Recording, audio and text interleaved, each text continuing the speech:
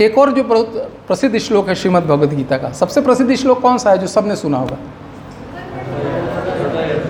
कर्मण्येवाधिकारस्ते। कोई पूरा श्लोक सुना सकता है ये? हाँ सुना।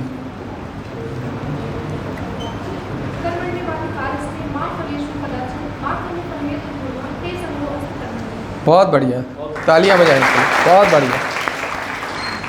इसलिए क्रेडिटेबल है, न सिर्फ इन्होंने पूरा श्लोक सुनाया, साथ ही साथ उच्चारण भी पूरा शुद्ध रखा। नहीं तो आमतौर पे बहुत कठिन होता है कि पूरा श्लोक किसी को याद रहे और उसका उच्चारण शुद्ध होना तो बहुत ही दुर्लभ है। तो बहुत बहुत बहुत बधाई और बहुत धन्यवाद। तो ये श्लोक हम सब सुनते आ रहे हैं। अब कोई एक इसका अर्थ बता दे जो बता सकते हो, इसका क्या अर्थ है? तो सामान्य है श्लोक, कौन बताएगा श्लोक का अर्थ?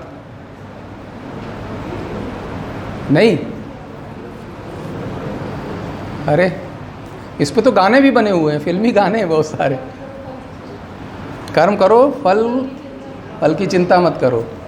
चल यही सब लोग। और कोई? हाँ कुछ बोलना चाह रहे हैं? इस पूरे श्लोक में जो भी इन्होंने सुनाया वह अच्छा बताया, सब शब्द अलग अलग इन्होंने उच्चारित किए, तो उसमें चिंता शब्द तो कहीं आया नहीं। आपको अर्थ मालूम है इसका? नहीं। भगवान कृष्ण ये कह रहे हैं कर्मण्येवाधिकारस्ते, मतलब तेरा सिर्फ कर्म पर ही अधिकार है। मा फलेषु कदाचन, फल पर नहीं है। अब ये तो बड़ा मतलब गलत बात हो गई। आप लोग लगेगा ये कैसा कोई बड़ा खतरनाक वाला CEO है, कह रहा है काम पूरा करना पड़ेगा, सैलरी नहीं मिलेगी। ऐसे ही है क्या? इसका ये मतलब नहीं है। और फिर दूसरी लाइन का मतलब ये भी हम आगे देखते हैं। पहला मुख्य जो इसमें समझने वाली बात है कि कर्म पर हमारा अधिकार नहीं है, हमारा अधिकार सिर्फ फल पर है। तो ऐसा क्यों? फल पर हमारा अधिकार क्यों नहीं? क्योंकि फल जो है वो हमारे अधिकार क्षेत्र में नहीं है, क्योंकि फल हमारे ही केवल कर्म से नहीं आता है। इसको जो स्पष्टीकरण दिया जाता है वो ये हम कहते हैं कि कर्म हम इंडिविजुअल लेवल पर करते हैं, जिसको कहा जाता है कि व्यष्टि। हमारे यहाँ संस्कृत में कहते हैं कि कर्म व्यष्टि से होता है, फल समष्टि से आता है। कर्म हम इंडिविजुअल लेवल पे करते हैं, लेकिन जो रिजल्ट आता है वो टोटलिटी में आता है। टोटलिटी में आता का इसका मतलब ये कि जैसे एक क्लास में 50 बच्चे हैं, आपके क्लास में जितने सारे हैं, सभी पढ़ाई करते हैं, सभी अपनी पूरी मेहनत करें, फर्स्ट तो कोई एक आएगा, कोई second, third, fourth, 10th number तक कोई आएंगे। बहुत सारे लोग मुश्किल से पास होंगे, बहुत सारे लोग पास भी नहीं होंगे। तो अब वो कह सकते हैं कि हमने तो पूरी मेहनत की थी, वो अकेला फर्स्ट क्यों आया? तो रिज़ल्ट जो आता है वो उस क्षेत्र में, उसी दिशा में जितने लोग कार्य कर रहे हैं, सबका जो रिजल्टेंट है, रिजल्टेंट एक पढ़ा होगा आप लोगों ने फिजिक्स में, स्कूलों में, तो उनका जो परिणाम है, सम्मिलित परिणाम है, उसके आधार पर आता है। फल आएगा ज़रूर, ऐसा नहीं कि फल नहीं आएगा, फल ज़रूर आएगा, लेकिन आप जो सोचते हो वैसा नहीं आएगा, क्योंकि आपका उस पर अधिकार नहीं है। इसका साधारण एक जो उदाहरण मिलता है कि अर्जुन का ही है, जो द्रौपदी से विवाह हुआ था, कैसे हुआ था? किस? मछली की आँख में तीर मान गया। तो एक कथा आती है इससे संबंध में भी कि अर्जुन ने मछली की आँख में जब वो तीर मारा, घूमती हुई मछली थी, पानी में प्रतिबिंब देख के उसको तीर मारना था।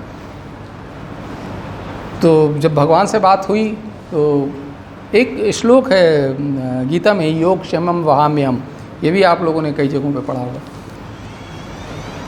तो अर्जुन से यही बात हो रही थी भगवान श्री कृष्ण की कि उसके मछली की आँख में तीर मारना है, तो ऐसा करना, ऐसा पैर स्थिर रखना और ऐसे आँख देखना, ऐसा वगैरह वगैरह। तो अर्जुन ने कहा कि जब सब मैं ही कर लूँगा, तो ये तो सब मेरी बातें हैं कि मैं पैर ऐसा रखूँगा, निशाना ऐसा लगाऊँगा, वैसा चलाऊँगा, तो आपका क्या उसमें रोल है? तो भगवान कृष्ण ने कहा कि जो तुम्हारे संभव में नहीं है, जो तुम्हारे हाथ में नहीं है, लेकिन परिणाम पर असर डालते हैं, उनका ध्यान मैं रखूँगा। जैसे यदि उस समय जिस तैल पात्र में वो देख के निशाना लगा रहा था, वो तैल पात्र हिल रहा होता, तो उसको मछली की आँख ही नहीं दिखती। बहुत तेज़ हवा चल रही होती वहाँ पे, तो आँख ही नहीं दिखती।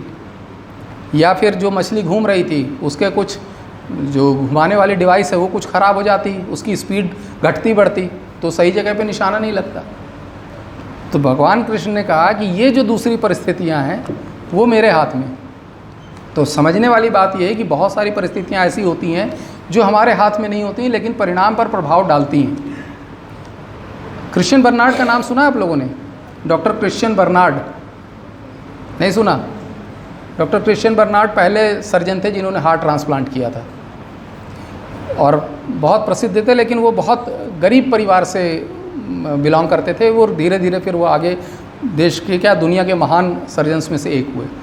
तो वो जब बचपन में जिस मोहल्ले में रहते थे, एक बहुत पतली सी गली थी और उसमें दोनों तरफ छोटे छोटे घर बने हुए थे।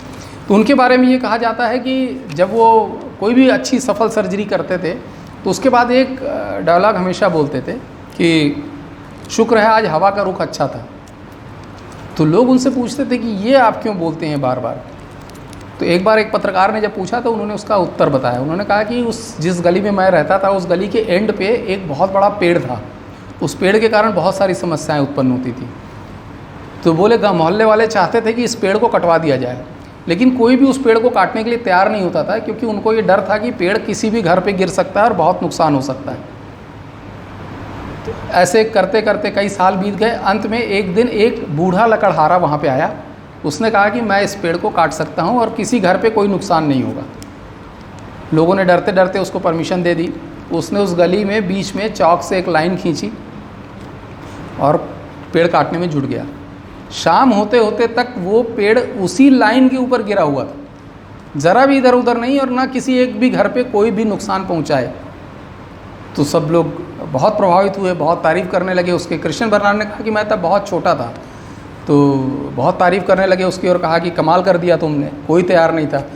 तो उस बूढ़े लकड़हारे ने कहा कि इसमें कोई कमाल की बात नहीं है, शुक्र है आज हवा का रुख ठीक था। थोड़ी सी भी अगर हवा गड़बड़ होती तो ये पेड़ कहीं भी गिर सकता था।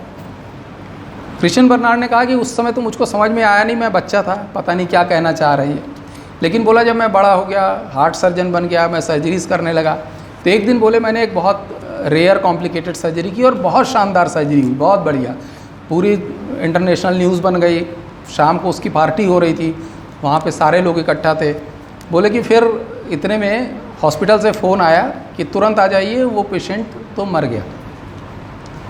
तो बोले मुझको कुछ समझ में नहीं आया कि ऐसा क्या हो गया, उसमें कोई प्रॉब्लम नहीं, इतना शानदार ऑपरेशन हुआ था। बोले मैं तुरंत पार्टी छोड़ के हॉस्पिटल पहुंचा। वहाँ पे एक अच्छी परंपरा ये है कि जो भी बिना कारण से अगर किसी की मृत्यु होती है तो उनका सबका पोस्टमार्टम होता है। तो उनका पोस्टमार्टम किया गया, तो उसमें ये पता चला कि उसके पैर के अंगूठे में कोई इन्फेक्शन था, वहाँ से कोई थ्रोम्बस हम लोग बोलते हैं वो निकला। वो निकल के जाके कहीं ब्रेन की किसी नस में जाके फंस गया और उसके कारण उसकी मृत्यु हो गई। तो डॉक्टर क्रिश्चियन बर्नार्ड ने कहा कि उस दिन मेरे को समझ में आया कि हवा के रुख का क्या मतलब होता है।